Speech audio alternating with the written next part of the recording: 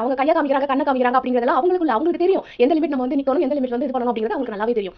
ஏதோ வந்து அந்த இடத்துல போட்டோ எடுக்க போறாங்க அப்படிங்கிறது அவங்க 4 பேருக்குமே தெரியல. அந்த தலைவர் ஃபேமிலில இருந்து 3 பேர் வந்தாங்க, தலைவரும் அவங்க வைஃபோ பொண்ணு வந்தாங்க, கூடவே வந்து அந்த வேலைக்காரங்க வராங்க. 4 பேரும் இப்படி நடந்துகிட்டே இருக்கும்போது ரிப்போர்ட்டர் சைடுல இருந்து ஃபேமிலி போட்டோ வேணும் அப்படின்னு கேக்குறாங்க. அந்த நிமிஷத்துல என்ன பண்ணுவீங்க? அந்த நிமிஷத்துல ஒரு நிமிஷம் நில்லுமா அப்படின்னு சொல்லிட்டு வேலைக்காரன் கை காமிச்சிட்டு நின்று போட்டோ போஸ் கொடுத்துட்டு போகும்போது அவங்க ஃபேமிலி போறாங்க, கூடவே பின்னாடி அந்த வேலைக்காரங்க போறாங்க. ரொம்ப கேவலமா நடக்கிற முதலாளிகளையும் பார்த்துட்டு தான் இருக்கும். ஸோ இதெல்லாம் வந்து பெரிய விஷயமே இல்லை. அவங்க வேலைக்காரங்க ஃபேமிலி போட்டோ அப்படின்னு கேட்கறாங்க. அது வந்து இவங்க முன்பே நிற்கிறாங்க, அந்த அக்காவும் அந்த வேலை பார்க்குற அந்த அக்காவும் கூடவே நிற்கிறாங்கன்னு வச்சுக்கோ. இப்போ என்ன சொல்லுவாங்க?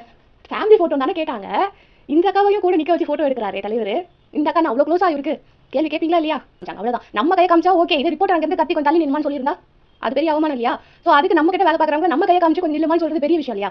எனக்கு தெரியாம வந்து நின்றாங்கன்னு வச்சுக்கோங்க, ரிப்போர்ட்டர்ஸ் என்ன சொல்லுவாங்க? அவங்க தள்ளி நிற்க சொல்லுவாங்க, நாங்கள் செக்யூரிட்டி என்ன பண்ணுவாங்க, அவங்க பிடிச்சி வெளியில் வருவாங்க. இதெல்லாம் தேவையா? அதுக்கு வந்து நம்ம நில்லுமா அப்படின்னு ஒரு செய்கை காமிக்கிறது பெரிய தப்பு கிடையாது. நம்ம கிட்ட வேலை பார்க்குறவங்க நம்ம வந்து நில்லுன்னு சொல்றதுக்கும் மற்றவங்க அவங்க பிடிச்சி தள்ளி நிப்பாட்டுறதுக்கும் நிறைய வித்தியாசம் இருக்கு. இந்த விஷயத்தை அப்படியே விட்டு தான் நம்மளுக்கு நல்லது. திருப்பவும் சொல்றேன், தலைவர் செஞ்சது